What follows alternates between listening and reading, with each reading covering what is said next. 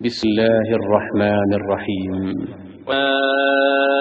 والطارق وما أدراك ما الطارق النجم الثاقب إن كل نفس لما عليها حافظ فلينظر الإنسان مما خلق من ماء دافق يخرج من بين الصلب والترائب إنه على رجعه لقادر يوم تبلى السرائر فما له من قوة ولا ناصر والسماء ذات الرجع والأرض ذات الصدع إنه لقول فصل وما هو بالهزل إنهم يكيدون كيدا وأكيد كيدا فمهل الكافرين أمهلهم رويدا. வளைகுடாவிலிருந்து வந்திருக்கக்கூடிய நிர்வாகிகளை இங்கு இன்ஷால்லா அழைக்க இருக்கின்றோம். அமீரகத்துடைய ஒருங்கிணைப்பாளர் ஹாமித் இப்ராஹிம் அவர்கள். பேரன்பிற்குரிய சகோதர சகோதரிகளே, தமிழ்நாடு தௌஹீத் ஜமாத் ஏற்பாடு செய்திருக்கக்கூடிய முஸ்லிம்களுக்கு மத்திய அரசு வேலைவாய்ப்பிலே 10% இடஒதுக்கீடு கோரி நடத்தப்பட்டு கொண்டிருக்கக்கூடிய இந்த கோரிக்கை மாநாடு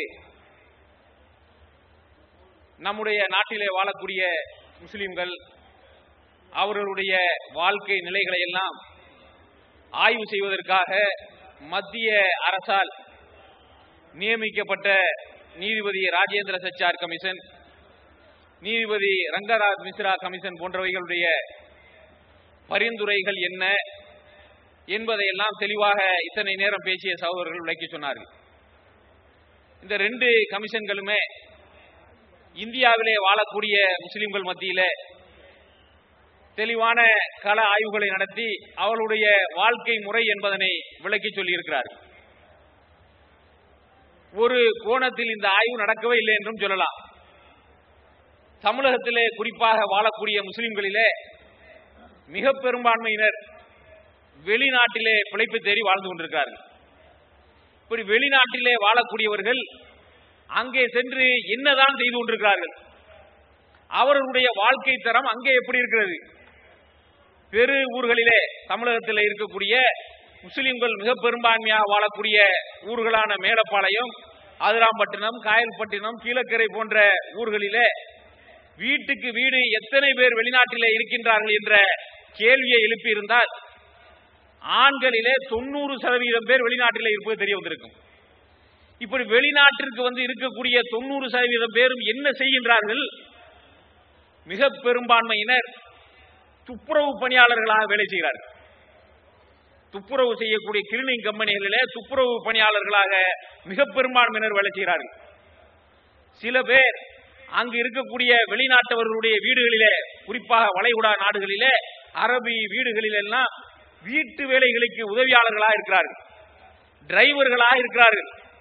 நம்ம விமான நிலையத்தில் அவங்க ஊருக்கு வந்ததுக்கு அப்புறம்லாம் அவங்களுடைய தோற்றம், அவங்களுடைய ஆடை, அவங்க அந்த கொஞ்ச நாளைக்கு 2 மாசம் இருக்கும்போது செலவழிக்கிற செலவு, இவைகளை எல்லாம் பார்த்து விட்டு வெளிநாட்டில் ஏதோ பெரிய உத்தியோகத்தில் வேலையில் இருக்கிறானோ என்று இங்கு இருக்கக்கூடிய மக்கள் எண்ணிக்கொள்கிறார்களே தவிர மிக கடைநிலை ஊழியத்தில் ரொம்ப மட்டரகமான வேலைகளிலே மிக கஷ்டப்பட்டு கட்டுமான பணிகளில் எல்லாம் இப்ப உள்ள நேரத்தில் வேலை செய்வது என்றால் 55 டிகிரி 60 டிகிரியில வெயில் அடிச்சுக்கிட்டு இருக்கு. அந்த வெயிலில காலையிலிருந்து மாலை வரை வேலை செய்யணும். வேறுத்து ஒரு 100 முறையாவது குளித்து விடுவான் அந்த வேலைக்கார். இந்த வேலைகளை மிக பெரும்பான்மையாக முஸ்லிம்கள் செய்து வருவதை பார்க்கலாம். இதற்கெல்லாம் விடி உழைக்க வேண்டும் என்று சொன்னால் முன்னல் முஸ்லிம்களுடைய மனப்பான்மையே ஒரு காலத்தில் அப்படி இருந்துச்சு. எப்படின்னா வெளிநாட்டுக்கு போய்தான் ஆகணும். ஒரு காலத்துல குலத்தொழில் மாதிரி இன்னைக்கு வரைக்கும் வந்துகிட்டு இருக்கு. குலத்தொழில் சட்டம் போட முயற்சி பண்ணாங்க, போடல. ஆனா முஸ்லிம்கள் செஞ்சுக்கிட்டு இருக்காங்க. பர்மாவுக்கு போனாங்க, பர்மா முடிஞ்சது வந்தாங்க. மலேசியாவுக்கு போனாங்க, மலேசியா முடிஞ்சது வந்தாங்க. இப்ப வளைகுடாவை நோக்கி படையெடுத்திருக்கார்கள். வளைகுடாவிற்கு சென்ற காரணத்தினால் விழிப்புணர்வு வந்திருக்கிறது என்பதையும் நாம் நினைவு கொள்ள வேண்டும். எப்படி ஒரு கொஞ்ச காலத்தில் எதையாவது நல்ல சம்பாத்தியம் செய்து கொண்டு, ஏதாவது தொழில் பிழைப்புகள் செய்து கொண்டு ஊரிலே போய் செட்டில் ஆயிரணும், குடியேறிடணும், தொழில் செய்து கொள்ள வேண்டும் என்று சிந்திக்கிறார்கள். ஆனால் இங்கே வந்தால் என்ன தொழில் செய்வது, இதற்கு அரசு உதவிகள் என்ன, கிடைக்கக்கூடிய உதவிகளை பற்றியாவது உங்களுக்கு தெரிஞ்சிருக்கக்கூடிய அறிவு இருக்கா என்றால் நிச்சயமா இல்லை. இப்ப படித்து விட்டும் கூட எப்படி வேலைக்கு போவது என்று தெரியாமல் வெளிநாடுகளிலே கிள்ளிங்கமல்ல பட்டப்படிப்பு முடிச்சுட்டுலாம் வேலைக்கு வந்த மக்களையும் நம்முடைய சகோதரர்களையும் பார்க்க முடிகிறது. இதற்கெல்லாம் ஒரு விடிவு காலம் ஏற்பட வேண்டும் என்று சொன்னால் நீதிபதி ராஜேந்திர சச்சார், ரங்கநாத் மிஸ்ரா பரிந்துரைகளின் அடிப்படையில் உடனடியாக மத்திய அரசு 10% இடஒதுக்கீட்டை சட்டமாக்கி இந்த சட்டத்திற்கான அரசாணையை பிறப்பிக்கணும். அப்படி பிறப்பிக்கவில்லை என்று சொன்னால் மாநில தலைமையை தொடர்ந்து செய்யக்கூடிய இந்த போராட்டங்களுக்கு எந்த வகையான எத்தனை வகையான ஜனநாயக ரீதியிலான போராட்டங்களை தொடர்ந்து நடத்தினாலும் அதற்கான முழு ஆக்கத்தையும் ஊக்கத்தையும் இந்த ஜமாத்தினுடைய வெளிநாட்டு கிளைகள் தொடர்ந்து செய்து கொண்டிருக்கும் என்பதனையும் கூறி இதனை நாங்கள் ஓய மாட்டோம், இதிலிருந்து பின்வாங்க மாட்டோம் என்பதையும் மத்திய அரசாங்கத்திற்கு எச்சரிக்கையாக சொல்லி முடித்துக் கொள்கின்றேன். வாஹிர்தவான் அல்ஹம்துலில்லாஹி ரப்பில் ஆலமீன். அஸ்ஸலாமு அலைக்கும். அஸ்ஸலாமு அலைக்கும் வரஹ்மத்துல்லாஹி வபரகாத்துஹு. என் சமுதாய சொந்தங்களே, நாங்கள் வெளிநாட்டிலே வாழ்ந்தாலும் எங்களின் உணர்வுகளும் உள்ளங்களும் உங்களை சுற்றித்தான் வாழ்ந்து கொண்டிருக்கின்றன. நமது இந்த வெளிநாட்டு அவலம் நீங்க வேண்டும் என்றால் ரங்கநாதன் மிஸ்ரா பரிந்துரைத்த 10% இடஒதுக்கீடு நமக்கெல்லாம் வேண்டும். அதற்கு எங்களை போன்ற வெளிநாட்டு சகோதரர்கள் இந்த ஜமாத்துக்கு உறுதியாகவும் உறுதுணையாகவும் எல்லா வகையிலும் நாங்கள் இருப்போம் என்பதை இந்த தருணத்திலே உங்களிடம் தெரிவித்துக் கொள்கிறேன். ஸலாம் அலைக்கும் வரஹ்மத்துல்லாஹி வபரகாத்துஹு. அல்ஹம்துலில்லாஹி ரப்பில் ஆலமீன் வல் ஆகிபத்துல் முத்தகீன்.